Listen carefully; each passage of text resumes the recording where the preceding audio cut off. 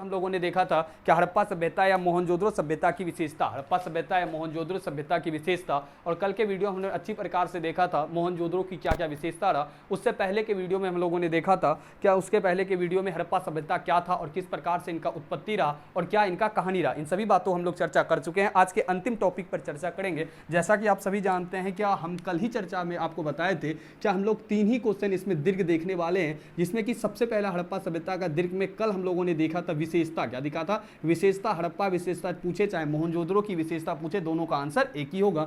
आज दूसरा सवाल हम लोग पढ़ने वाले हैं। दूसरा सवाल होगा कि किसी भी समाज के बारे में आपको समझाए थे हड़प्पा सभ्यता की या हो और कोई समाज हो, उसमें 4 ही स्थिति हो सकता है। सामाजिक हो सकता है, आर्थिक हो सकता है और क्या हो सकता है? राजनीतिक। क्या हो सकता है? राजनीतिक। और अंततः क्या हो सकता है? धार्मिक। क्या हो सकता है? धार्मिक हो सकता है। लेकिन यहां पर आपको 3 ही पढ़ने को मिलेगा और राजनीतिक पढ़ने को नहीं मिलेगा। इसके पीछे रीजन ये, हड़प्पा सभ्यता में ऐसा कोई भी प्रमाण नहीं मिलता है जिसके आधार पर पूर्णतः पता लग पाता है हड़प्पा सभ्यता में शासन व्यवस्था या राजनीतिक व्यवस्था वाली भी कोई चीजें थी। लेकिन जिस प्रकार से हड़प्पा सभ्यता में आपको एक अनुपात में ईंट दिखता है, ये क्या कहते हैं समकोण पर रोड काटता है, तो यहां पर यह बात शक हो जाता है। क्योंकि अगर क्या कहते हैं हड़प्पा सभ्यता में राजनीतिक व्यवस्था नहीं था, शासन करने वाला नहीं था, तो हड़प्पा सभ्यता एक नगरीय सभ्यता कैसी थी। लेकिन क्या कहते हैं आपके क्या कहते हैं पूरी तरीके से साक्ष्य के अभाव के कारण से हम हड़प्पा सभ्यता की राजनीतिक स्थिति को उतना नहीं जान सकते हैं। हम हड़प्पा सभ्यता के हम लोग सामाजिक, आर्थिक और धार्मिक स्थिति को देखेंगे। और दूसरा सवाल आज का रहेगा हड़प्पा सभ्यता का पतन। क्या रहेगा? हड़प्पा सभ्यता का पतन। पतन सबसे मोस्ट इंपॉर्टेंट रहेगा। आपको बताए थे 2 ही सवाल इंपॉर्टेंट है, एक हड़प्पा सभ्यता की विशेषता और दूसरा हड़प्पा सभ्यता का पतन। लेकिन उसमें से कभी कभार आपको देखने को बाय द वे देखने को मिलता है हड़प्पा सभ्यता की सामाजिक, आर्थिक एवं क्या कहते हैं धार्मिक स्थिति। तो आइए हम लोग पहले एक सवाल पे डिस्कशन कर लेते हैं। हड़प्पा सभ्यता की राजनीतिक तो नहीं होगा इसमें, हड़प्पा सभ्यता की सामाजिक कौन सा स्थिति? सामाजिक स्थिति देख लेंगे आज। दूसरा स्थिति हम लोग देख लेंगे आर्थिक स्थिति और तीसरा स्थिति क्या देख लेंगे? धार्मिक स्थिति। ये उतना इंपॉर्टेंट नहीं रहेगा आपके लिए। इंपॉर्टेंट जो आपका सवाल रहेगा आज का सबसे मोस्ट इंपॉर्टेंट वो क्या रहेगा? हड़प्पा सभ्यता का पतन। हड़प्पा सभ्यता का पतन जो कि हड़प्पा सभ्यता की विशेषता की ही तरह क्या रहेगा? इंपॉर्टेंट। तो आइए हड़प्पा सभ्यता की सबसे पहले हम लोग सामाजिक स्थिति देखते हैं। हड़प्पा सभ्यता के बारे में आपको शुरुआत से जानकारी लेनी है तो चैनल पर वीडियो पड़ी है, वहां से आप देख सकते हैं। पूरी तरीके से आपको सारी घटना का पता चल जाएगा, दोबारा बताना संभव नहीं है। तो आइए देखते हैं हम लोग हड़प्पा सभ्यता की पूरी तरीके से स्थिति को, हड़प्पा सभ्यता की सामाजिक जीवन के बारे में। हड़प्पा सभ्यता की सामाजिक जीवन, तो हड़प्पा सभ्यता की सामाजिक जीवन में हमें पता चलता है कि हड़प्पा सभ्यता में परंपरागत परिवार में सामाजिक इकाई थी। हड़प्पा सभ्यता में क्या था? परिवार के भांति, जैसे प्राचीन रूप से जो परिवार चलते आता है, जिस प्रकार से हम लोग का परिवार चलता है, ठीक उसी प्रकार से हड़प्पा सभ्यता में हमें क्या दिखता है? परिवार दिखता है। इसके साथ ही उनका सामाजिक जीवन सुखी और सुविधापूर्ण था। याद रहे कि हड़प्पा सभ्यता क्या था? सुखी था। यहाँ पर व्यक्ति कोई आपको अधिकतर गरीब देखने को नहीं मिलता है और यहाँ का व्यक्ति आपको सुखी और सुविधापूर्ण मिलता है। ठीक है, और सिंपल सी बात है, नगर में आपको जिस प्रकार से विशेषता दिखा था तो इससे यह पता चलता है हड़प्पा सभ्यता कहीं ना कहीं मजबूत वाली स्थिति में थी, सुदृढ़ था, यानी क्या अमीरी वाला क्षेत्र आपको देखने को मिलता है। तो इस कारण से हड़प्पा सभ्यता में परिवार आपको सामाजिक, समाज में क्या था उन्हीं को हम पढ़ रहे हैं। तो हड़प्पा सभ्यता का समाज परिवार जो था वो सुखी था और सुविधापूर्ण था पूरी तरीके से। आगे अगर देखा जाए तो हड़प्पा सभ्यता में क्या मिला है? जब उत्खनन के दौरान कई नारियां की मूर्ति मिला है। क्या मिला है? कई नारियों का मूर्ति मिला है। अब सिंपल सी बात है, अगर नारियों का मूर्ति मिला है इसका मतलब क्या था? नारियों का महत्व इस सभ्यता या समाज में क्या था? ज्यादा था। तो इससे हमें यह पता चलता है हड़प्पा सभ्यता की समाज में क्या था? नारियों का महत्व ज्यादा दिया जाता था। नारियों को महत्व क्या दिया जाता था? ज्यादा दिया जाता था। इससे आगे ये भी हमें पढ़ने को मिलता है कि यहाँ पर जो सत्तात्मक था, यानी कि इसका जो परिवार हुआ करता था उसमें मात्र सत्तात्मक होता था। कैसा होता था? मात्र सत्तात्मक, यानी कि इसमें क्या होता था? माता का स्थान अत्यधिक होता था, माता का स्थान महत्वपूर्ण था। लेकिन अभी का समाज क्या है? पितृसत्तात्मक, यानी कि पिता का चलता है, यानी कि पुरुष का बोलबाला चलता है। लेकिन उस समय में क्या था? वहां पर महिलाओं का बोलबाला चलता था। तो वहां की महिला तो वैसा समाज क्या था? मात्र सत्तात्मक था। कैसा समाज था? मात्र सत्तात्मक था। आइए कुछ देखते हैं उसके क्या कहते हैं हम लोग क्या कहते हैं उसकी सामाजिक जीवन को देखते हैं, जिसके अंतर्गत कुछ विशेषता दिखते हैं। सामाजिक जीवन की क्या देखते हैं? विशेषता। ठीक है, तो हम लोगों ने क्या देख रहा है? हड़प्पा सभ्यता की सामाजिक, आर्थिक, राजनीतिक स्थिति, धार्मिक स्थिति को देख रहा है, जिसके अंतर्गत हम लोग देखा कि हड़प्पा सभ्यता का परिवार में सुखी और सुविधापूर्ण देखने को मिलता है। यहाँ से कई प्रकार की नारियों की मूर्ति मिलती है, जिसके आधार पर हमें ये पता चलता है कि इस सभ्यता में नारियों का महत्व ज्यादा था और हड़प्पा सभ्यता कैसा सभ्यता था? एक मातृसत्तात्मक सभ्यता था। आइए देखते हैं हड़प्पा सभ्यता की सामाजिक स्थिति या हड़प्पा सभ्यता की समाज की विशेषता। हड़प्पा सभ्यता की सामाजिक विशेषता, सबसे पहला बात कि हड़प्पा सभ्यता के लोग शाकाहारी, मांसाहारी दोनों प्रकार के भोजन करते थे। याद है क्या आपको सामाजिक स्थिति में क्या लिखना है, हड़प्पा सभ्यता के लोग जो थे शाकाहारी और मांसाहारी दोनों थे, यानी क्या यहाँ के व्यक्ति समाज में शाकाहारी यानी क्या आपके कुछ व्यक्ति होते थे जो मांस नहीं खाते थे और कुछ व्यक्ति होते थे जो मांस खाते थे, यानी शाकाहारी और मांसाहारी दोनों प्रकार के व्यक्ति आपको देखने को मिलेगा। ध्यान से आगे कहा था खुदाई से प्राप्त सुइयों के अवशेष मिले, क्या मिला है, खुदाई से क्या मिला, सुई का अवशेष मिला है। हड़प्पा सभ्यता की सामाजिक जीवन में जब खुदाई हो रहा था, ठीक है, सामाजिक जीवन में यह पता चलता है कि वहां से सुई का प्रमाण मिला है। किसका प्रमाण मिला, सुई का। अगर सुई का प्रमाण मिला है तो इससे सिंपल सी बात है, हड़प्पा सभ्यता में लोग सिले सिलाए हुए कपड़े पहनते थे। कैसे कपड़े पहनते थे, सिले सिलाए हुए कपड़े पहनते। तीसरे पॉइंट पर हड़प्पा सभ्यता की सामाजिक विशेषता में क्या हड़प्पा सभ्यता में केश विन्यास प्रचलित था, स्त्रियां जूड़ा बांधती थी और पुरुष लंबे लंबे बाल एवं दाढ़ियां रखता था। सिंपल सी बात है, हड़प्पा सभ्यता में क्या था, आपका केश विन्यास प्रचलित था। कौन सा विन्यास प्रचलित था, केश विन्यास प्रचलित था। इसका अर्थ ये हुआ कि जिसमें पुरुष क्या करता था, लंबे लंबे बाल रखते थे। कैसे रखते थे, पुरुष लंबे लंबे बाल रखते थे और यहाँ पर दाढ़ी मूछ भी वो क्या रखते थे, बड़े बड़े रखते थे। उसके साथ ही महिलाएं क्या करती थी, बाल संवारती थी, यानी पूरी तरीके से महिला श्रृंगार प्रसाधन का भी कार्य करती थी। और महिलाएं क्या करती थी, जूड़ा बांधती थी। जूड़ा बांधना अर्थ क्या होता है, बाल को जो गोल करके बांधा जाता है उसी क्या बोला जाता है, जूड़ा बांधती थी। यानी क्या यहाँ पर केश विन्यास प्रचलित था। व्यक्ति हेयर स्टाइल के बारे में यहाँ पर जानता था, किसमें, हड़प्पा सभ्यता की समाज में। आगे क्या कहा था, इस सभ्यता के लोग आभूषण के शौकीन थे। किसके शौकीन थे, आभूषण के शौकीन थे, यानी एक लाइन में बोले तो ज्वेलरी के शौकीन थे। किसके शौकीन थे, ज्वेलरी के। तो यहाँ पर क्या मिला, कंठहार, यानी कि गला में पहनने वाला, कंठ में पहनने वाला। उसी प्रकार से यहाँ पर मिला कर्णफूल, यानी कि कान में पहनने वाला, क्या मिला है, कर्णफूल। उसी के साथ हंसुली मिला है। उसी के साथ क्या मिला है, भुजबंद मिला है, यानी कि भुजाओं में पहनने वाला, हाथ में पहनने, यानी महिलाओं का जितना भी क्या होता है, आपका जो भी श्रृंगार के सामान होते हैं, जो भी पहनने वाले ज्वेलरी होते हैं, वो भी महिलाएं यहाँ पर पहनता दिखा है। हड़प्पा सभ्यता के सामाजिक जीवन में महिलाएं क्या थी, आभूषण पहना करती थी, जिसमें कंठधार होता था, कर्णफूली होता था, हंसुली होता, भुजबंद इत्यादि चीजें मिला है, जिससे हमें पता चलता है हड़प्पा सभ्यता की सामाजिक जीवन में महिलाएं क्या प्रयोग करती थी, आभूषण का भी प्रयोग करती थी। आगे पॉइंट पर दिया जाता है कि हड़प्पा वासी क्या थे, श्रृंगार प्रसाधन के शौकीन थे। श्रृंगार प्रसाधन आप समझ रहे हैं, अभी का इसका रूप क्या हो गया है, आपका फेस वॉश जैसे आप समझ सकते हो, या ब्लीचिंग समझ सकते हो, जिसके आधार पर आप लोग चेहरा गोरा करना, ठीक है। ठीक उसी प्रकार से हड़प्पा सभ्यता की भी सामाजिक जीवन में श्रृंगार प्रसाधन था। आपको एक पढ़ाए थे हम लिपस्टिक का प्रमाण, लिपस्टिक का प्रमाण जो कि पहले वीडियो में बताया था। लिपस्टिक का प्रमाण कहां से मिला था, चुनहुदरों से। कहां से मिला था, चुनहुदरों से। इससे यह पता चलता है कि हड़प्पा सभ्यता के लोग किसके शौकीन थे, श्रृंगार प्रसाधन के भी शौकीन थे। वो लोग श्रृंगार करना जानते थे। आज नहीं, 4500 साल पूर्ण हो रहा है। आज क्या कहते हैं, ब्लीचिंग या कोई कार्य आ जाता है, हम कहते हैं हमने विकास किया, लेकिन आज से 4500 साल पहले भी देखने को मिलता है कि इस सभ्यता में जो आज है उपस्थित, वो भी उन सभ्यता में उपस्थित था। आगे देखिए क्या कहता है, श्रृंगार प्रसाधन, जैसे श्रृंगार प्रसाधन क्या आ सकता है, काजल आ सकता है, पाउडर आ सकता है, टिकली आ सकता है, ये बताने कोई जरूरी आप समझ सकते हैं, ठीक है। आगे पॉइंट में क्या कहता है, इनके आभूषण जो होते थे, आभूषण क्या होते थे, बहुमूल्य होते थे। आभूषण कैसे होते थे, इन लोगों के बहुमूल्य होते थे, जैसे कि हाथी के दांत होते, हड्डी संख, ये सब बने होते थे। मिट्टी एवं धातुओं के निर्मित तरह तरह के प्रयोग किए जाने वाले, यहाँ पर आपको क्या दिखते हैं, मिट्टी एवं क्या कहते हैं, चटाई का प्रयोग, और फर्श पे बैठने के लिए चटाई और पलंग या चारपाई से परिचित थे। ध्यान से देखिए, ये लोग क्या थे, मिट्टी के बर्तन से परिचित थे। किसके बर्तन से, मिट्टी के बर्तन दो प्रकार के, एक धातु के बर्तन भी जानते थे, और ये लोग किसके बर्तन जानते थे, मिट्टी के बर्तन के बारे में भी जानते थे। और ये लोग चटाई जिसे बिछा हम लोग बैठते हैं उसके बारे में भी जानते थे। इसके साथ पलंग के बारे में भी जानते थे। किसके बारे में, कि हड़प्पा सभ्यता के सामाजिक में बर्तन हमें दो प्रकार का देखने को मिलता है, एक धातु का बर्तन और एक मिट्टी का बर्तन। इसके साथ ही हड़प्पा सभ्यता के व्यक्ति चटाई और पलंग से भी संबंध रखते थे। चटाई और पलंग से भी क्या रखते थे, संबंध रखते थे, यानी उसके बारे में वे लोग जानते थे। अंततः पॉइंट में क्या लिखता है कि हड़प्पा सभ्यता के व्यक्ति जो थे वो आमोद प्रमोद, यानी क्या पांसा इस काल के प्रमुख खेल रहे। याद रहे कि हड़प्पा सभ्यता के व्यक्ति जो थे 7वें पॉइंट के सामाजिक जीवन में क्या आमोद प्रमोद, यानी कि ये लोग खुशी और सुखी दुखी अपने में बांटते थे। इसके साथ ही ये लोग पासा खेलते थे। क्या खेलते थे, पासा। ऐसे करके जो पासा खेला जाता है 5-6 करके आता है, उसी पासा के खेल से लोग शौकीन थे। याद रखिएगा, क्या हड़प्पा सभ्यता के लोग क्या कौन सा खेल खेलते थे, पासा। क्या खेलते थे, पासा खेलते थे। आगे पॉइंट में दिया जाता, आगे आपको पढ़ देते हैं, उतना पॉइंट इंपॉर्टेंट नहीं है। अब 5 ही पॉइंट याद रखेंगे, काम आपका चल जाएगा, ठीक है।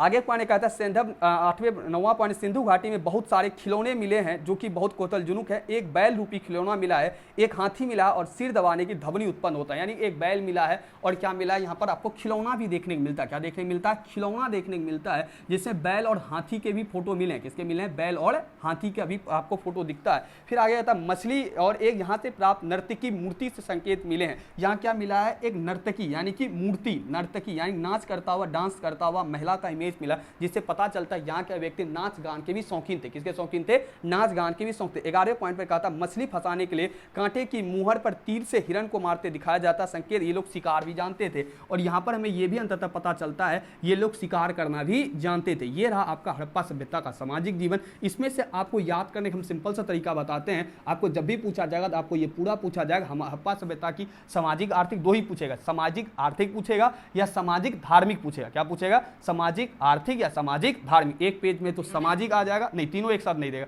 एक पूछेगा सामाजिक पूछेगा, एक पेज ये हो जाएगा, दूसरा पेज क्या हो जाएगा? आर्थिक। तो मुश्किल से आप इसमें 5 भी याद कीजिएगा, काम चल जाएगा। तो अभी का समाज से आप तुलना कर लीजिएगा, याद करने में आसानी होगा। सिंपल से अभी का व्यक्ति क्या करता है? शाकाहारी और मांसाहारी दोनों है। दूसरे पॉइंट पर क्या आज हम लोग सिले सिलाई कपड़े पहनते थे, इसका मतलब सुई का प्रयोग होता था। दूसरे पॉइंट पे। तीसरे पॉइंट पर आज भी हम लोग क्या करते? श्रृंगार प्रसाधन के शौकीन है और केस विन्यास बड़ा बड़ा केस और दाढ़ी रखना पसंद करते हैं। तो तीसरा ये हो जाएगा, यानी अपने का वर्तमान से तुलना करके आपको याद करना। चौथे पॉइंट पर क्या अभी श्रृंगार प्रसाधन आभूषण चलता है या नहीं चलता है? सिंपल सी बात ही चलता है, तो श्रृंगार प्रसाधन और आभूषण का प्रयोग कर सकते हैं। फिर अभी भी हम लोग बहुमूल्य धातु का प्रयोग करते हैं। बर्तन हम लोग मिट्टी का भी प्रयोग करते हैं और किसका प्रयोग करते हैं? धातु का भी प्रयोग करते हैं। और अभी हम लोग खुशी दुखी बांटते हैं, लेकिन खेल हमारा बदल चुका है। अभी हम लोग ज्यादा क्रिकेट खेलना पसंद करते हैं, लेकिन आप क्या कर लेंगे? पासा याद कर लेंगे। उसी प्रकार से खिलौना बच्चे आजकल यूज करते ही हैं। सातवें पॉइंट पर आज भी व्यक्ति नाच गान नर्तकी के शौकीन है, ठीक है, उसका रूप बदल चुका है, इंस्टाग्राम रूप हो चुका है, लेकिन है। तो सिंपल सी बात है, यहाँ के नर्तकी का इमेज मिलने से या नर्तकी का फोटो मिलने से हमें यह पता चलता है कि यहाँ के व्यक्ति क्या थे? नाच गान के शौकीन थे। और अंतिम पॉइंट पे आज भी व्यक्ति शिकार करना पसंद करता है, आज भी व्यक्ति शिकार करना पसंद करता है। आदिवासी क्षेत्र में आप जाके देख सकते हो। तो इस प्रकार से नर्तकी का फोटो मिला है, डांस करता है, जैसे इस प्रकार से मिला है, तो इससे पता चलता है कि व्यक्ति नाच करता हुआ था। व्यक्ति कैसा करता हुआ था? नाच करता हुआ। ये बात पता चलता है, नाच करना इमेज है, नाच करता हुआ नर्तकी। नर्तकी का मतलब होता है डांस करना, जिसको डांसर बोलते हो आप, ठीक है। तो इसका मतलब वो लोग नाच गान के शौकीन थे और अंततः ये लोग शिकार भी करते थे। इसमें आपको मुश्किल से 5 ही पॉइंट आपको याद करना है, ठीक है। तो आप अपना वाला तुलना करके जो वर्तमान जीवन है उससे तुलना करके आप आसानी से पढ़ सकते हैं। आइए हम लोग देखते हैं हड़प्पा सभ्यता की अब धार्मिक जीवन। कौन सा जीवन देखेंगे? हड़प्पा सभ्यता की धार्मिक जीवन। ध्यान से देखिए कि हड़प्पा सभ्यता की धार्मिक स्वरूप के बारे में किसी प्रकार का लिखित साहित्य या साक्ष्य उपलब्ध नहीं है। ध्यान से समझिए इस बात को, क्या हड़प्पा सभ्यता में जो भी धार्मिक जीवन इसके बारे में पढ़ेंगे, क्या पढ़ेंगे? धार्मिक जीवन पढ़ेंगे। धार्मिक जीवन के बारे में कोई लिखित स्रोत नहीं मिला है। लिखित स्रोत का अर्थ है कि जिसके आधार पर आप कंफर्म बोल सकते तो ऐसा ही होता होगा। क्या समझे? क्या हड़प्पा सभ्यता में धार्मिक जीवन के बारे में जो पढ़ेंगे इसमें कोई भी लिखा गया स्रोत हमारे पास नहीं है जिसके आधार पे आप कंफर्म बोल सकते हो कि हड़प्पा सभ्यता में हाँ ऐसा होता होगा। हड़प्पा सभ्यता में ऐसा कोई भी स्थिति नहीं मिला है। हड़प्पा सभ्यता में सारा क्या मिला है? प्रमाण के आधार पे, साक्ष्य के आधार पे, अनुमान के आधार पे कहेंगे। साक्ष्य जो भी होगा उसके आधार पे हम क्या करेंगे? अनुमान लगाएंगे। और लिखा हुआ हमें यहाँ पर कुछ नहीं मिला है। ध्यान से देखिए, हड़प्पा सभ्यता में जो भी चीज लिखा हुआ मिला है, जो आपको पढ़ाए थे अभिलेख पे जो लिखा हुआ मिला है, वो आज तक पढ़ा नहीं जा चुका है, क्योंकि उसकी जो लिपि, अब हर एक चीज का लिखने की लिपि होती है। जैसे हम अभी लिख रहे हैं तो कौन सा लिपि में लिख रहे हैं? देवनागरी लिपि में लिख रहे हैं। बांग्ला लिपि लिखा जाता है, बांग्ला अलग लिखा जाता है। ठीक उसी प्रकार से ये लोग जो लिखा है वो कौन सा लिपि में लिखा, आज तक वो पढ़ा जा नहीं सका है। अगर वो पढ़ा जाएगा, भविष्य अगर पढ़ा जाएगा तो और भी सभ्यता, इस सभ्यता के बारे में हमें जानकारी प्राप्त चलेगा। तो आइए हम लोग पढ़ते हैं धार्मिक जीवन। तो धार्मिक जीवन क्या, पहली बात इस बात को जानिए कि हड़प्पा सभ्यता में जो भी चीजें हम लोग पता करते हैं वो सारा धार्मिक जीवन संबंध जो है लिखित स्रोत इसका नहीं मिलता है। वो हमें क्या मिलता है? साक्ष्य के आधार पे क्या लगाते हैं? सिर्फ अनुमान। साक्ष्य के आधार पे क्या लगाते हैं? सिर्फ अनुमान लगा सकते हैं। ध्यान से देखिए हड़प्पा संस्कृति के बारे में सबसे पहला पॉइंट, हड़प्पा संस्कृति मिस्र और मेसोपोटामिया की तरह कोई मंदिर का प्राप्त नहीं हुआ है। ऐसा कोई भवन नहीं मिला जिसे मंदिर की संज्ञा दिया। पहली पॉइंट पे, क्या हड़प्पा सभ्यता में क्या आपको कोई मंदिर या मस्जिद टाइप का कुछ नहीं मिलता है? मंदिर या आपको कुछ नहीं मिलता है जिसको आप क्या बोल सकते हो? मंदिर बोल सकते हो। अगर मंदिर मिलता तो इसके आधार पर आप बोल सकते हो कि हड़प्पा सभ्यता में धार्मिक जीवन में मंदिर हुआ करता था। लेकिन हड़प्पा सभ्यता में कोई भी मंदिर आपको नहीं मिला, इसके आधार पे आप बोल सकते हैं पहले पॉइंट पे कि हड़प्पा सभ्यता में ऐसा कोई मंदिर नहीं मिला है जिसके आधार पे हम कह सकते हैं कि व्यक्ति यहाँ पर पूजा पाठ करता था। दूसरे पॉइंट पे कहता है मोहनजोदड़ो हड़प्पा में प्राप्त मृद मूर्तियां पुरातत्ववेत्ता मातृ देवी मूर्तियां मानते हैं। इससे अनुमान लगाया जा सकता है मातृ देवी की पूजा होती है। ध्यान से देखिए कि हड़प्पा सभ्यता में कुछ क्या मृद मूर्तियां मिली है। क्या मिली है? मृद मूर्तियां, यानी कि भगवान के टाइप का एक अलंकृत किया हुआ, ठीक है। वो आम सामान्य व्यक्ति से अलग कुछ क्या मिला है? मूर्ति टाइप का मिला है, जिससे पुरातत्ववेत्ता आपको पढ़ाए थे। पुरातत्ववेत्ता क्या बोलता है, क्या वर्तमान समय की वो दुर्गा, काली या चंडी का रूप हो सकता है। अभी जान सकते हैं आप क्या कहते हैं, हिंदू धर्म में दुर्गा माँ, काली माँ, चंडी माता होता है, आप सभी जानते हैं। तो इनका ये लोग अनुमान के आधार पर कहता है हड़प्पा सभ्यता में जो मृण मूर्तियां मिला है, पुरातत्ववेत्ता कौन होता है, जो पृथ्वी के गर्भ में छिपी हुई वस्तुओं को खोद करके निकाल के उसके बारे में पता करके व्यक्ति को अतीत के बारे में बताता है। वो कहता है कि ये हो सकता है क्या हड़प्पा सभ्यता में जो हमें मृण मूर्तियां मिली है वो क्या हो सकता है, दुर्गा, अभी वर्तमान समय के माता दुर्गा, माता काली का फोटो हो सकता है। तो आपने दो धार्मिक जीवन पढ़ा, पहला कि हड़प्पा सभ्यता में कोई ऐसा मंदिर नहीं मिला है जिसके आधार पर आप कह सकते हो हड़प्पा सभ्यता में मंदिर था। दूसरी बात क्या पढ़ा, हड़प्पा सभ्यता के खुदाई के दौरान हमें क्या मिला है, कुछ मृण मूर्तियां मिली है जिसे पुरातत्ववेत्ता दुर्गा, काली या चंडी का रूप बताते। तीसरे पॉइंट पे कहता है कि एक मूर्ति स्त्री के गर्भ से निकला हुआ एक पौधा निकलता दिखाया, संभवतः धरती की देवी और अतः संभव हड़प्पावासी उर्वरता। ध्यान से देखिए, हड़प्पा सभ्यता में एक क्या मिला है, एक महिला के गर्भ से क्या निकला है, पौधा निकलता दिखा। महिला के गर्भ से निकलता क्या दिखा गया, पौधा निकलता गया। इससे यहाँ पर यह पता चलता है ये लोग क्या करते हैं, महिला के गर्भ से, यानी क्या जिस प्रकार से महिला के गर्भ से क्या निकलता है, पौधा दिखाया गया, ठीक उसी प्रकार से एक ही फोटो मिला है, ठीक है। उसी प्रकार से ये कहता है कि ये लोग धरती को क्या कहते होंगे, उर्वरता देवी मानते होंगे, इसलिए महिला के गर्भ से क्या दिखाया गया, पौधा दिखाया। जिस प्रकार पृथ्वी के क्या उपजता है, क्या कहते हैं आपका फसल उपजता है, ठीक उसी प्रकार वो फोटो ये चित्रित करता है, क्या ये फोटो ये चित्रित करता है ये लोग धरती को क्या मानते होंगे, उर्वरता देवी, ठीक है। क्या मानते हो, उर्वरता, यानी फसल उगाने वाली देवी। ये भी अनुमान है, कंफर्म नहीं, ये भी क्या है, अनुमान। चौथे पॉइंट पर क्या कहता है, ध्यान से देखिए, मैक महोदय ने मोहनजोदड़ो में एक ऐसी मुद्रा प्राप्त हुई जिसका 3 मुख वाला पुरुष योग में मुद्रा बैठा है, पुरुष योग में मुद्रा में बैठा, इसके 3 सींग हैं और बाईं ओर एक गेंडा और भैंसा तथा दाईं ओर एक व्याघ्र है जिसके सम्मुख हिरण है, इसकी तुलना पशुपति से है। ध्यान से देखिए कि यहाँ पर एक मैके महोदय नाम का अंग्रेज था, उसको खुदाई के दौरान मिला था, वहां पर एक खुदाई के दौरान मिला था जिसमें 3 मुख वाला था, ठीक है। पशुपति वर्तमान समय भगवान शिव को बोला जाता है, किसको बोला जाता है, शिव को। वहां पर उसको क्या मिला था, एक क्या मिला था, उसको मूर्ति मिला था जिसमें था 3 मुख वाला एक पुरुष था। कितना मुख वाला बैठा हुआ था, पुरुष बैठा हुआ था, जिसका कितना मुख था, 3 मुख है, और 3 मुख में क्या था, 3 सिंह वाला था, ठीक है। ध्यान से देखिए, इसमें 3 सिंह है, कितना सिंह है, 3 आपको सिंह देखने को मिलता है। और इसमें क्या कहता है, बाईं और एक गेंडा है और भैंसा तथा दाईं और हाथी है। एक गेंडा बैठा है, एक क्या बैठा है, हाथी बैठा है, और एक क्या है, भैंसा बैठा है। क्या बैठा है, भैंसा बैठा है। और ये जो कपड़ा जो पहना है ये पुरुष किसका पहना है, व्याघ्र का। किसका पहना है, व्याघ्र का, यानी बाघ का छाला का, बाघ का छाल का। और बाघ का छाल कौन पहनता है, भगवान शिव पहनता है। तो इसलिए कहा जाता है इसकी तुलना वो किसने किया है, पशुपति। तो आप लिखेंगे हड़प्पा सभ्यता में, मैं के अब याद किसी नाम ने ऐसे लिखा, हड़प्पा सभ्यता में एक मूर्ति मिला है जिसमें देखा गया उसके 3 सिर हैं और वो पहना किसका है, कपड़ा व्याघ्र का। किसका पहना कपड़ा, व्याघ्र का। तो इससे ये कहा जाता है हड़प्पा सभ्यता में पशुपति का पूजा होता था, और वर्तमान समय पशुपति किसको कहा जाए, भगवान शिव को कहा जाता है। 5वें पॉइंट, हड़प्पा सभ्यता में बहुसंख्या में पत्थर अथवा मिट्टी से बनी लिंग योनि की प्राप्ति होती है। किसकी प्राप्ति होती है, लिंग योनि की प्राप्ति होती है। लिंग योनि की जो पूजा होती है भगवान शिव की होती है। किसकी पूजा होती है, भगवान शिव की पूजा होती है। अब सिंपल सी बात है, हड़प्पा सभ्यता में कई क्या मिले, शिवलिंग। क्या मिले हैं, शिवलिंग। तो इससे यह पता चलता है हड़प्पा सभ्यता के लोग लिंग की पूजा करते थे। किसकी पूजा करते थे, लिंग की पूजा करते थे। 6ठे पॉइंट पर क्या लिखता है, ध्यान से देखिए, क्या ये लोग वृक्ष संभवतः क्या कहते हैं, पीपल की पूजा करते, क्योंकि मोहनजोदड़ो से प्राप्त एक मुद्रा में 2 जुड़वा पशुओं के शीर्ष पर 9 पीपल की टहनियां दिखाई। ध्यान से देखो कि ऐसा माना जाता है हड़प्पा सभ्यता के लोग किसकी पूजा करते थे, पीपल की पूजा करते थे, क्योंकि ऐसा एक इमेज में मिला है, क्या क्या कहते हैं, 2, सुनिए आगे ध्यान से, क्या एक फोटो मिला है जिसमें दिखाया गया है कि एक मुद्रा पर 2 जुड़वा पशु के शीर्ष पर 9 टहनी। क्या दिखाया गया है, एक मुद्रा है और मुद्रा पे एक पशु का चित्र है जिसके सर पे क्या है, 9 गो पीपल का पौधा बना हुआ है। आप संभवतः लिखेंगे इतना ही बात को, क्या हड़प्पा सभ्यता के लोग संभवतः पीपल की पूजा क्या करते थे, पीपल की पेड़ की पूजा क्या करते थे। 7वें पॉइंट पर लिखेंगे आप कुबर वाला बैल का लोग पूजा करते हैं। ध्यान से देखिए, आज भी कुबर वाला, कुबर का मतलब होता है जिसका यहाँ क्या होता है, जो क्या बोलता है उसको, पीठ बोलते हैं, है ना, जिसको धौना भी बोला जाता है आम भाषा में, ठीक है।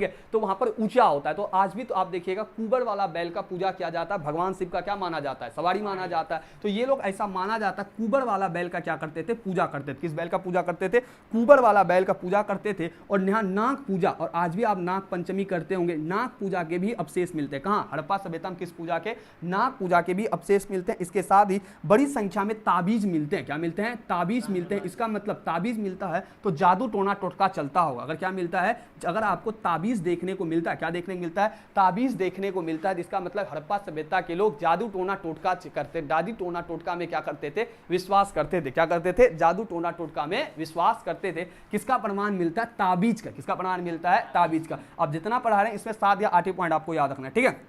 अगला देखिए ध्यान से, क्या मोहनजोदड़ो में बड़ी संख्या में ताबीज मिलता है जिसका तंत्र विश्वास करते हैं। मोहनजोदड़ो में वामवंती दक्षिणावर्ती दोनों प्रकार के स्वास्तिक पर्याप्त संख्या है। स्वास्तिक का संबंध सूर्य पूजा से हो सकता है। स्वास्तिक आप जानते हैं किस प्रकार से बनता है? इस प्रकार से बनता है ना। तो स्वास्तिक का संबंध मिलता है। किसका मिलता है? स्वास्तिक का। तो हमें क्या मिलता है? हड़प्पा सभ्यता में किसका प्रमाण मिलता है? स्वास्तिक का, जिससे पता चलता है कि ये लोग सूर्य की पूजा करते थे। किसकी पूजा करते थे? सूर्य की पूजा करते थे। इस प्रकार से ये रहा आपका हड़प्पा सभ्यता का धार्मिक जीवन। किसका जीवन रहा? धार्मिक जीवन। शॉर्ट में देखिए, क्या हड़प्पा सभ्यता में कोई ऐसा लिखित स्रोत या साक्ष्य प्राप्त नहीं हुआ जिसके आधार पे आप कह सकते हो कि हड़प्पा सभ्यता में कोई मंदिर या मंदिर हुआ करता था। दूसरे पॉइंट पर, हड़प्पा सभ्यता में कुछ मृण मूर्तियां मिली है जिसे पुरातत्ववेत्ता क्या बोलते हैं कि दुर्गा काली या चंडी का रूप हो सकता है। हड़प्पा सभ्यता एक महिला का गर्भ से पौधा निकलता दिखाया गया है जिसे क्या बोला जाता है? उर्वरता देवी बोला जाता है। हड़प्पा सभ्यता में एक पशुपति का इमेज से तुलना किया जाता है क्योंकि एक क्या मिला? 3 मुंह वाला एक व्यक्ति योग मुद्रा में बैठा हुआ है। योग मुद्रा में बैठा हुआ है और वो किसका छाला पहना है? व्याघ्र यानी कि बाघ का छाला। उसे क्या कहा जाता है? पशुपति। हड़प्पा सभ्यता में कई लिंग देखने को मिलता है, तो इससे पता चलता है लिंग योनि का पूजा होता था। इसका मतलब शिव का पूजा करते थे। हड़प्पा सभ्यता में पीपल के क्या मिले? पौधा देखने में इसके पता चलता है पीपल के लोग पूजा करते थे। कुबर वाला बैल को विशेष पूजनीय था। नाग पूजा करते थे। ये लोग ताबीज देखने को मिला। इसका मतलब जादू टोना तंत्र मंत्र पर इनका विश्वास था। इसका हड़प्पा सभ्यता में स्वास्तिक देखने को मिला है जिससे पता चलता है ये लोग सूर्य की पूजा करते थे। इसके अलावा काफी दिया है लेकिन आपको उतना जरूरी नहीं है। एक बार आपका एक स्क्रीनशॉट ले लीजिए, उसके बाद आगे की ओर क्लास को कंटिन्यू करते हैं।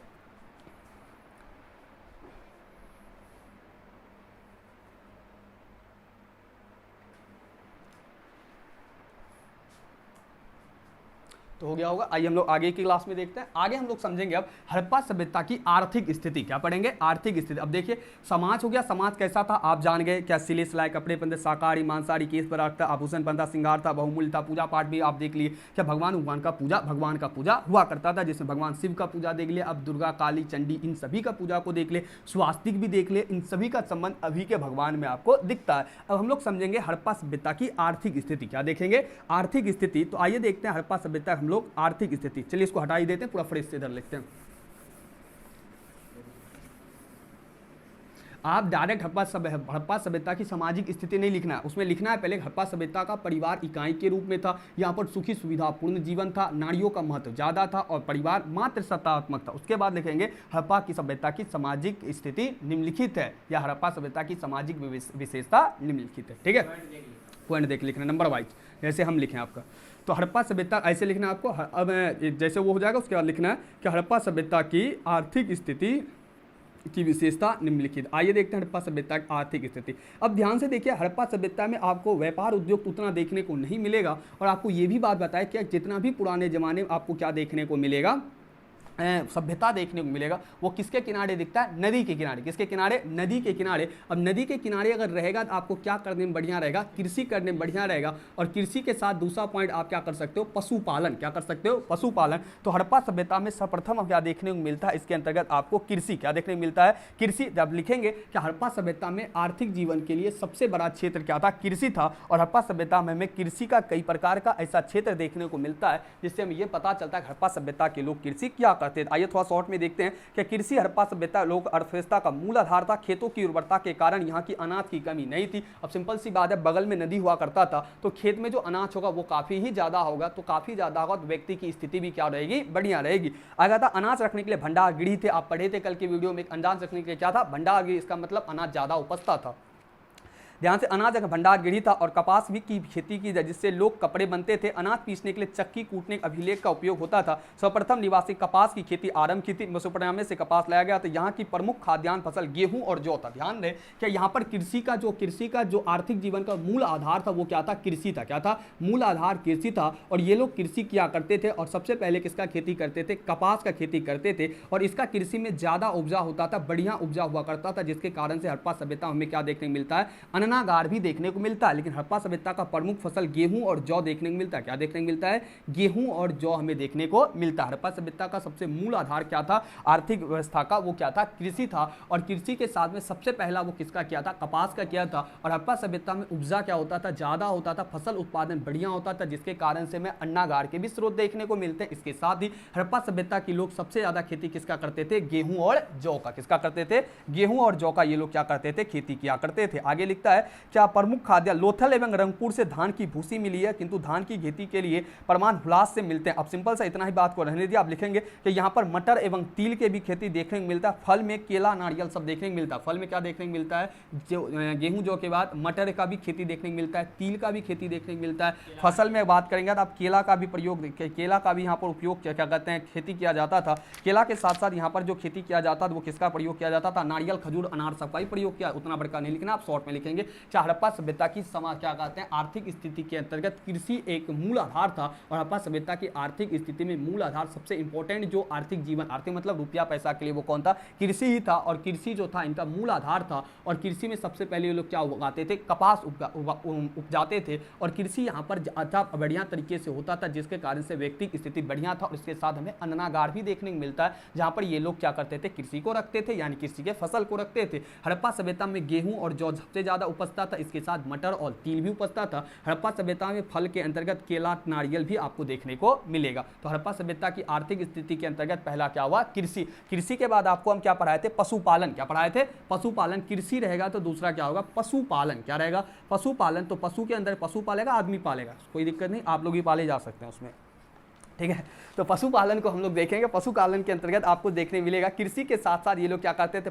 पशु का पालन करते थे। इस तथ्य का पर्याप्त साक्ष्य यानी पूरी तरीके से इसका प्रमाण मिलता है। हड़प्पा सभ्यता के लोग कृषि के साथ क्या करते थे? पशुपालन भी किया करते थे। ध्यान से देखिए, कुबर वाले बैल और कुबर बैल सिंग वाले एवं बिना कुबर वाले छोटे सिंग। ध्यान से देखिए, यहाँ प्रकार दो प्रकार का बैल ये लोग पालते थे, क्योंकि हल चलाने में बढ़िया होता था। आपका एक सवाल रहता है, जूते हुए खेत का प्रमाण कहाँ से मिला? आपको हम पढ़ाए थे पहले वीडियो में, क्या जूते हुए खेत का प्रमाण कहाँ से मिला? आप कमेंट बॉक्स में उस बताइएगा। अब यहाँ पर हम लोग का सवाल है कि यहाँ पर जो देखने को मिलता है बैल दो प्रकार का, एक कुबर वाला बैल बड़ा सिंग, और एक क्या देखने को मिलता है? छोटा बैल और बिना छोटा कुबर वाला, ठीक है।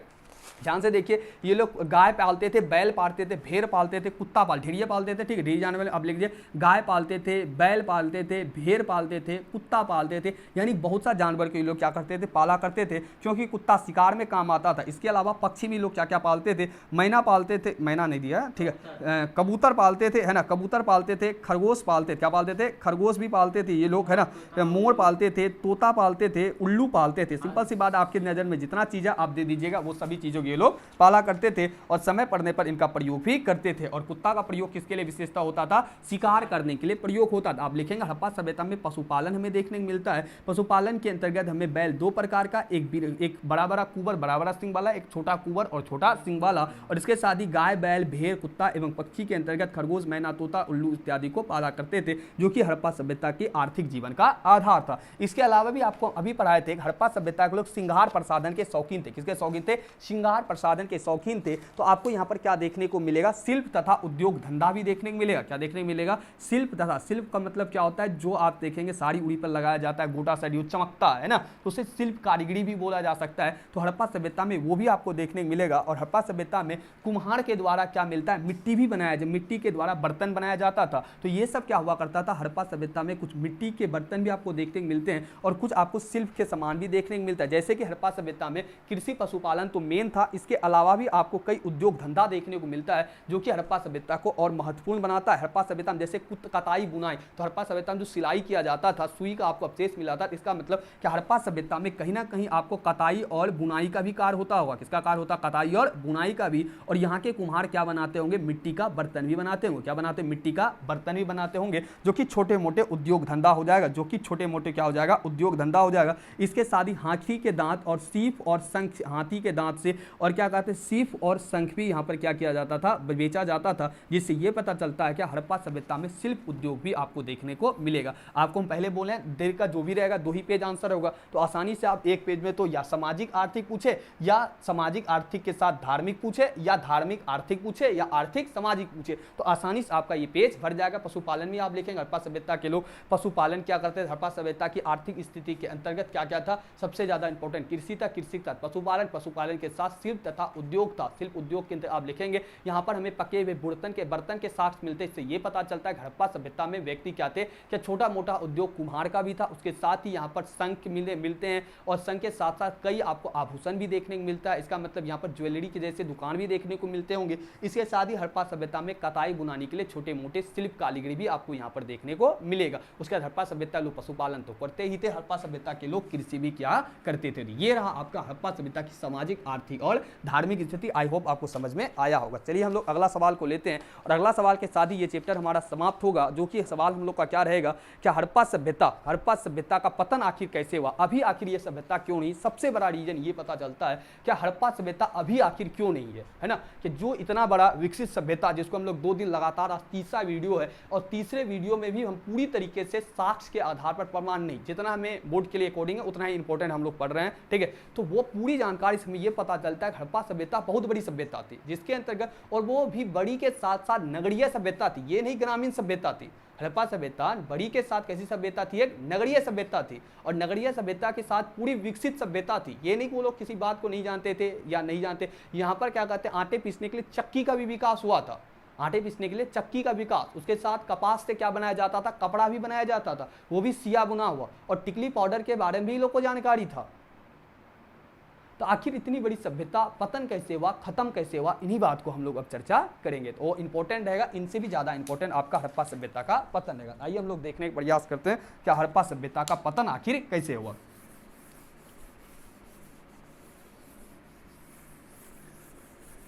जितना हड़प्पा सभ्यता विशेषता इंपॉर्टेंट रहेगा उतना ही पतन, और तीसरे पर ये इंपॉर्टेंट रहेगा हड़प्पा सभ्यता सामाजिक, आर्थिक और धार्मिक जीवन, ठीक है।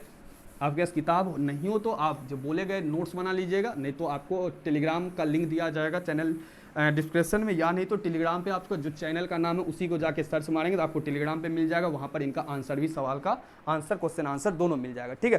तो आइए हम लोग अगला सवाल देखते हैं, हड़प्पा सभ्यता का आखिर इतना बड़ा नगर का पतन कैसे हुआ, इतना बड़ा नगर का पतन कैसे हुआ। आइए इसी बात को देखते हैं, हड़प्पा सभ्यता के नगर का पतन, ठीक है। और बहुत इंपॉर्टेंट सवाल रहेगा, ठीक है, मोस्टली इंपॉर्टेंट सवाल है MVVI के रूप में, क्या इतनी बड़ी सभ्यता पतन कैसे हुआ, खत्म कैसे हुआ। ध्यान से सुनिए इस बात को।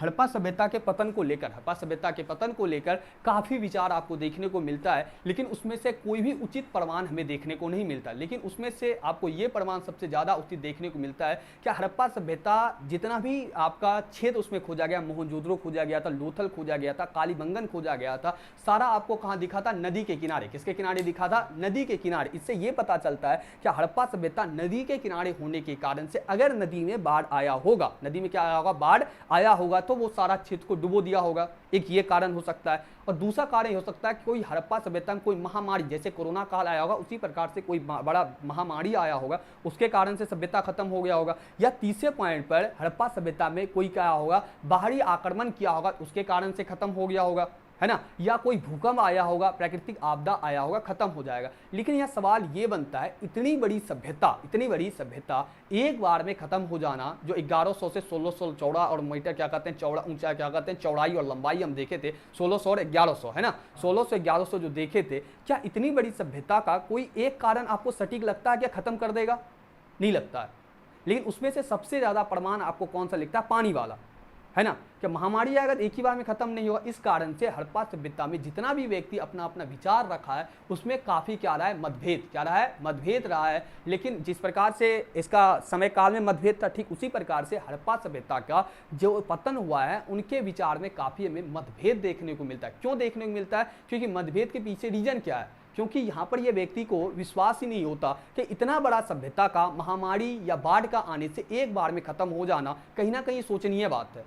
और उसमें से सबसे सटीक कौन सा प्रमाण आपको देखने को मिलता है, वो भी 100% सही नहीं, वो भी 100% सही नहीं, सटीक क्या देखने को मिलता है, हड़प्पा सभ्यता नदी के किनारे था तो जल आने के कारण खत्म हो गया होगा। इसमें काफी पुरातत्ववेत्ता अपना अपना विचार रखते हैं, उसी विचार को आपको लिखना है और अंततः आपको ऐड कर देना है कि हड़प्पा सभ्यता के उपयुक्त सभी विचारों में से सबसे ज्यादा सटीक क्या लगता है, बाढ़ का आना लग सकता है, जिसके कारण हड़प्पा सभ्यता खत्म हो सकता है। लेकिन ये भी बात पूरी तरीके से सच नहीं लगता है, कारण यह है इतनी बड़ी सभ्यता का एक बाढ़ के कारण से एक बार में नष्ट हो जाना कहीं ना कहीं हमें सोचनीय है। कोई ना कोई तो आपदा आया होगा क्योंकि नीचे दब चुका है, लेकिन इतनी बड़ी सभ्यता खत्म हो गया, ये बात आज तक भी पूरी तरीके से सटीक नहीं बैठता। आइए हम लोग देखते हैं हड़प्पा सभ्यता का पतन। ध्यान से देखिए, वही बात कहता है कि हड़प्पा सभ्यता प्राचीन साक्ष्य से पता चलता है कि हड़प्पा सभ्यता अंतिम चरण में खत्म होते गया और द्वितीय शताब्दी में मध्य तक हड़प्पा सभ्यता पूर्णतः खत्म हो जाता है। सर्वश्री मार्शल मैके SR राव हड़प्पा सभ्यता पतन के एकमात्र कारण नदी बताते हैं। ध्यान से देखिए, क्या 2-3 व्यक्ति का नाम बताते हैं। सर्वश्री मार्शल, ध्यान से देखिए, अब नाम ही याद कीजिएगा, ठीक है। एक व्यक्ति जिनका नाम है सर्वश्री मार्शल, फिर अगला नाम किसका आपको देखने को मिलता है, मैके एवं SR राव, मैके एवं SR राव, ठीक है। ध्यान से देखिए, ये लोग क्या बताते हैं, हड़प्पा सभ्यता का पतन किसके कारण हुआ है, नदी के बाढ़ के कारण से। आपको हम पूरा लिखते हैं, उसके बाद हम समझा देते, ठीक है। नदी के बाढ़ के कारण से पहला क्या बताता है, मार्शल, मैके और SR राव क्या बताता है, नदी का बाढ़ आने के कारण, ये थे डूबने के कारण पतन हो गया। दूसरा पॉइंट पर क्या दिखता है, चूंकि अधिकांश नगर नदी के तट पर बसा था जिनमें प्रतिवर्ष बाढ़ आता होगा। सिंपल सा ये बात हम भी जानते हैं, नदी के किनारे होगा, प्रतिवर्ष बाढ़ आया, एक बार ज्यादा आया, पूरा समेट के लेके चला गया। लेकिन सोचने पर इतना बड़ा क्षेत्र में एक बार में बाढ़ आ गया होगा, क्या इतना पानी था, क्या पूरा सब चीज समाप्त कर दिया, ठीक है। तो ये भी बात उतना पूरा सटीक नहीं बैठता। आगे देखिए क्या कहता है, क्या मोहनजोदड़ो हड़प्पा की खुदाइयों से पता चलता है कि अनेक बार पुनर्निर्माण हुआ। मार्शल महोदय मोहनजोदड़ो की खुदाई प्रतिवर्ष देखने को मिलता है। इसके साथ ही आपको मैके महोदय ने चुनदो से बाढ़ से साक्ष्य मिले हैं और SR राव को भी लोथल भोगवा से बाढ़ के साक्ष्य। इन सभी व्यक्ति को किसका साक्ष्य मिला, बाढ़ यहाँ पर आया करता था, ये लोग कहते हैं कि बाढ़ आने के कारण खत्म हो गया। ध्यान से देखिए, क्या नदी में आने वाली बाढ़ यदि पतन का प्रमुख कारण माना जाता है, प्रश्न उठता है क्या नगर जो नदियां तटों पर अस्तित्व नहीं था उनका पतन कैसे हुआ। कुछ और भी नगर था जो कि नदी के तट पे नहीं था, कुछ और भी नदी था, नद क्या कहते हैं, जो कि नदी के तट पे नहीं था। अब सवाल उठता है, अगर नदी के किनारा वाला इलाका में पानी आ गया तो डूब गया, खत्म हो गया। कुछ इलाका ऐसा था जहां जो नदी के किनारे नहीं था, तो वही इसको गलत साबित करता है कि जो इलाका नदी के किनारे नहीं था तो वो कैसे खत्म हुआ। जो इलाका नदी के किनारे था, चलिए खत्म हो गया, जो इलाका नदी के किनारे नहीं था वो कैसे खत्म हुआ, ये भी कहीं ना कहीं सही नहीं बैठता। दूसरा देखिए क्या कहता है इसमें, आगे सुनो ध्यान से। अतः निश्चित इस सभ्यता का पतन का दूसरा कारण होगा। इसी तरह मार्टिन व्हीलर और गार्डन चाइल्ड और पीगट ने आदि विद्वान ने आक्रमण क्या बताया है, बाह्य आक्रमण पतन का कारण माना। कौन कौन व्यक्ति, व्हीलर, गार्डन चाइल्ड और पीगट। कौन कौन व्यक्ति है, व्हीलर, गार्डन चाइल्ड और क्या है आपका, क्या नाम है, और एक गार्डन चाइल्ड के बाद एक और का नाम है पीगट, ठीक है। ये 3 व्यक्ति क्या बोलता है, क्या बाहरी आक्रमण, यानी कोई व्यक्ति बाहर से आक्रमण किया और जिसके कारण से सभ्यता का अंत हो गया, ठीक है।